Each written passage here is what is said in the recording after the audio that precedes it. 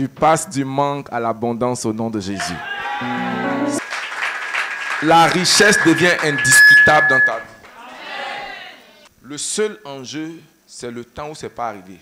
C'est le temps du moins où ça va arriver. Ce n'est pas que ça ne va pas arriver, c'est le temps. Et je te vois accélérer ce processus au nom de Jésus. Le ciel n'est pas notre seule récompense. Dieu veut que nous soyons confortables sur la terre. La libéralité est source de richesse. Quand Dieu voulait bénir une veuve qui n'avait rien, il n'est pas venu lui donner de l'argent, il lui a enseigné le principe de donner. Quand il a trouvé le prophète, il dit: je n'ai rien, je suis une veuve, je n'ai rien à manger, j'ai peu. Et il lui a dit: le seul moyen pour que tu sortes de là, c'est que tu dois s'aimer ce que tu as. Donc Dieu, ses principes n'obéissent à aucune logique humaine. Selon la logique humaine, on doit donner aux pauvres. Selon la logique de Dieu, pour que le pauvre soit béni, il faut qu'il donne. Donne ses 5 pains, ses 2 poissons, donne son quart de sous, pour que Jésus dise: même cette personne a donné plus que tous les autres. Bien-aimé, aucune personne n'est excusée à ne pas donner. Si tu es dans la maison de Dieu, peu importe ton niveau de richesse, peu importe le niveau de tes finances, trouve et crée en toi un chemin pour bénir. Maintenant, Dieu donne de bénir dans plusieurs niveaux. Bénis d'abord la maison de Dieu. Dis avec moi: la maison de Dieu. Mets Dieu en premier. Bénis la maison de Dieu. Deuxième chose, n'oublie pas de bénir tes parents biologiques. N'oublie pas de bénir comment? Tes parents biologiques. Qu'ils soient nés de nouveau ou pas, bénis-les. De manière saisonnière, prends une offrande, va leur donner. De manière saisonnière, prends un pot de peinture, améliore leurs conditions de vie. La Bible dit que quand tu le fais, Dieu ouvre le ciel au-dessus de ta vie. Bénis les hommes de Dieu que le Seigneur met sur ton chemin. Il dit: celui qui donne un verre d'eau à l'un de mes serviteurs parce qu'il est mon serviteur ne perdra pas sa récompense. Bénis également les vrais pauvres autour de toi. Parce qu'il y a des faux pauvres. Dans l'exemple du pasteur, il y a un faux pauvre. C'est-à-dire, on veut t'aider et puis tu dis: non, toi au niveau où toi tu es là, tu ne peux plus travailler pour quelqu'un. Ça, c'est un comment?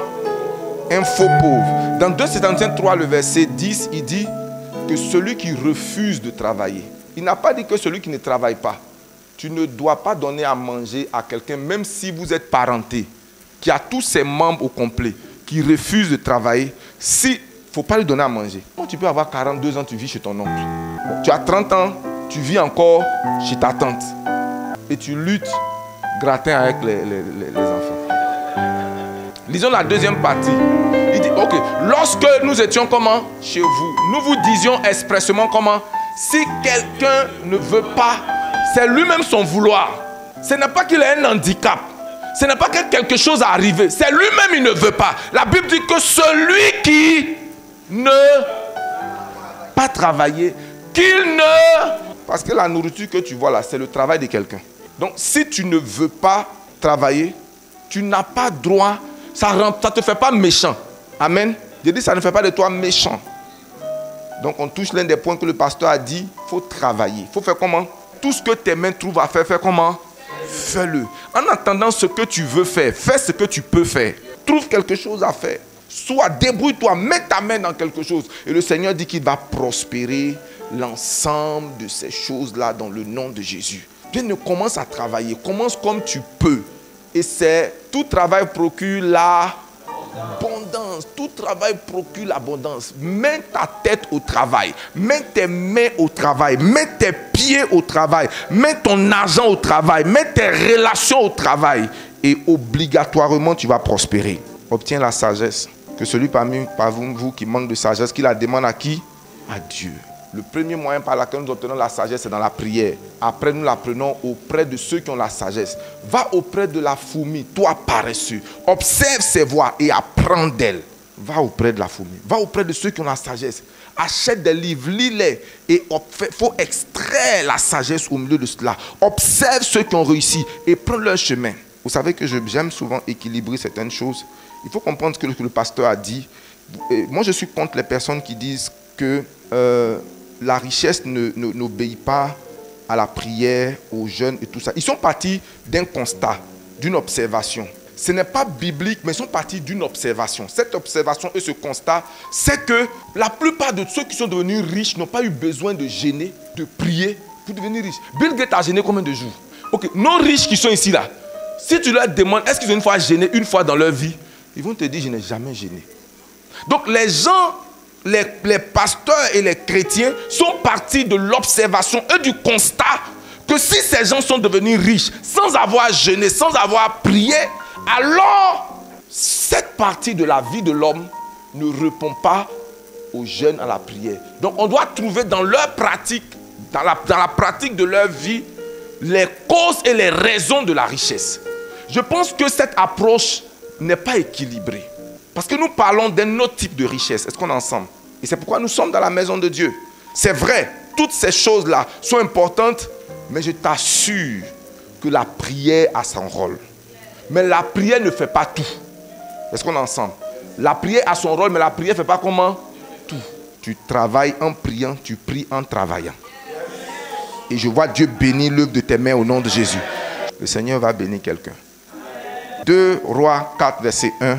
Une femme d'entre les femmes des fils des prophètes cria à Élisée en disant: ton serviteur, mon mari. Qui était son mari? Un prophète. C'est qui un prophète? C'est un oint de Dieu. Un prophète, c'est quelqu'un qui a une dimension d'onction sur sa vie. La capacité de voir dans l'invisible, de prédire des choses extraordinaires. Quelqu'un qui peut opérer des signes, des prodiges, des miracles.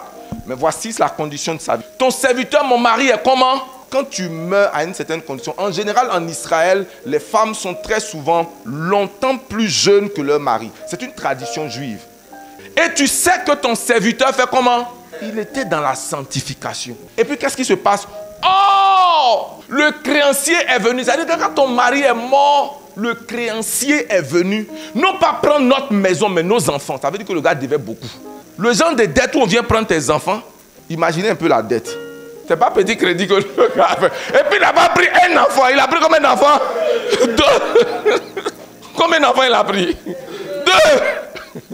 Comme esclave, en compensation de la dette de vos parents. Donc toutes les onctions ne répondent pas à des choses. Donc tu peux être oint, tu peux craindre Dieu, tu peux être chrétien né de nouveau. Tu peux avoir une onction prophétique et puis avoir une onction de pauvreté à la fois qui cohabite dans le même corps. Et tu peux... faut dire que Dieu l'interdise. Je n'ai pas entendu. J'ai dit que Dieu fasse comment? Que Dieu l'interdise. Parce que le ministère prophétique, à une certaine dimension, va avec certains bénéfices. Il était interdit, par exemple, d'aller voir un prophète sans rien en main. Les prophètes n'étaient pas des lévites. Les lévites vivaient de la dîme. Les prophètes vivaient de l'honneur. Y a-t-il quelqu'un, n'y a-t-il rien afin que je puisse donner à l'homme de Dieu pour qu'il puisse être honoré, etc. Lui là, il voyait, mais il était pauvre. Donc un autre type d'onction vient sur toi. Je ne veux pas que tu puisses questionner. Voilà, je crains Dieu, je marche avec Dieu, je suis dans le groupe d'intercession, je prie, je fais toutes ces choses. Mais pourquoi ma vie est dure? C'est parce que tu n'as pas l'onction des anges sur ta vie. Si vous demandez à ces hommes de Dieu là, tu peux prier pour quelqu'un qui a toutes les ressources, mais ce qu'il va te donner, c'est des miettes. Parce qu'il ne te juge pas digne de recevoir ça. Mais le gars, il a ça. Mais la même personne va aller voir un prophète qui voit moins que toi. Et puis il construit une maison pour lui. Le même là, il construit une maison. Ça veut dire que dans ta vie, il n'y a pas cette huile-là. Cette huile-là manque. J'allais un jour à Bassam, Maître Bodo va se souvenir, le jeune qui voulait qu'on achète des terrains. On allait dans un coin où il y a un jeune prophète, il n'a pas 10 ans de ministère, il a construit une cité. Il y a une cité qui porte son nom. Derrière le pont, là-bas, un jeune prophète, il a construit une cité. Il a prié pour quelqu'un, la personne l'a béni. Avec un cash où il a acheté des terrains, il a bâti des maisons. Je ne parle pas de Nigeria, je ne parle pas de Zimbabwe, je parle de la Côte d'Ivoire. Un jeune prophète. Et pour ne pas le mentionner, je connais des gens qui voient plus que lui, qui prient plus que lui. Mais tout le monde reconnaît que ce gars opère dans quelque chose de rare, où des gens le bénissent des bénédictions étranges. Cette onction vient sur toi. Amen. Ce n'est pas l'office de prophète, c'est l'onction particulière. J'ai dit c'est cette onction particulière. Tes enfants ne vont pas hériter de tes dettes. J'ai dit tes enfants ne vont pas hériter des dettes. Amen. Tu ne vas pas... J'ai aimé ce que tu as dit tout à l'heure. Je pense que l'un de vous a dit quelque chose, que le plus grand obstacle à l'évangélisation du riche là, c'était Lazare. Lazare, et moi je justifie ça par quoi? Parce que Lazare était né de nouveau. C'est Lazare qui devait annoncer l'évangile aux riches. Maintenant, quand le gars regarde Lazare, comment tu vas m'annoncer un Dieu? Ok, justifions cela. Qu'est-ce qui se passe? Quand le riche meurt, qu'il arrive au ciel, et puis il comprend les réalités, il dit à Abraham, envoie quelqu'un d'autre. Ben, si c'est le gars, si c'est le gars que vous avez laissé là-bas, bienvenue. Si c'est le gars que vous avez laissé là-bas. Et moi, je pense que le créancier de cet homme-là ne devait pas être un enfant de Dieu.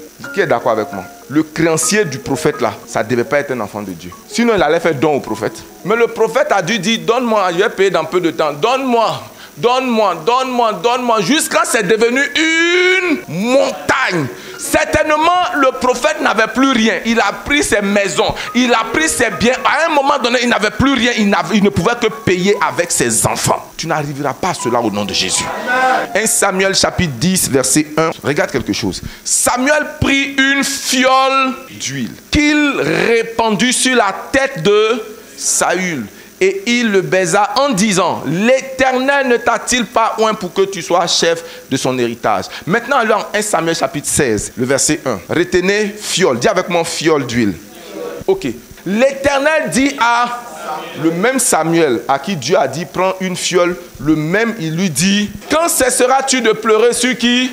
Sur Saül. Car je l'ai, afin qu'il ne règne plus sur Israël. Remplis ta corne. Cette fois, ne prends pas la fouelle, prends la corne. Le mot fouelle, c'est le mot hébreu qui veut dire couler, couler par terre. Et la fouelle est un instrument qui est fait de main d'homme. Tandis que la corne, le mot corne signifie puissance. Quand vous voyez dans la Bible, dit les cornes du méchant, les cornes seront détruites. C'est briser les cornes d'une personne, c'est briser sa puissance. Et les cornes viennent en général des animaux tels que le buffle, et ce sont leurs forces de bataille. Et le Seigneur veut que l'onction qui va durer dans la vie d'une personne, l'onction qui va distinguer une personne, est aussi fonction du moyen de transmission de l'onction. Donc le contenant de l'huile renforce le pouvoir et la puissance dans la vie de la personne. Ce qui va se faire dans ta vie aujourd'hui va réécrire ton histoire financière. Amen. Quiconque te verra sera emmené à t'honorer. Quand tu te retrouveras, même sans qu'on ne connaisse ton titre et ton âge, les gens se sentiront obligés de t'honorer, de te donner un traitement de choix, un traitement de préférence, à cause de l'huile qui coule sur ta tête. L'Éternel est mon... Par conséquent, il me fait reposer dans de verts pâturages. Qu'est-ce qu'il fait? Il me dirige. Que Dieu te dirige au nom de Jésus. Il restaure mon âme. Il me conduit dans les sentiers de la justice à cause, non pas à cause de moi, mais à cause de son nom. Quand je marche dans la vallée de l'ombre de la mort, je ne crains aucun mal, car tu es avec moi. Ta houlette et ton bâton me rassurent. Tu dresses devant moi une table en face de mes adversaires. Et qu'est-ce qui se passe? Tu ointuiles ma tête et ma coupe déborde. Ta coupe va déborder au nom de Jésus. Porte sur toi une huile qui ne tarira jamais. Une huile qui ne va pas flétrir. Dans le nom puissant de Jésus.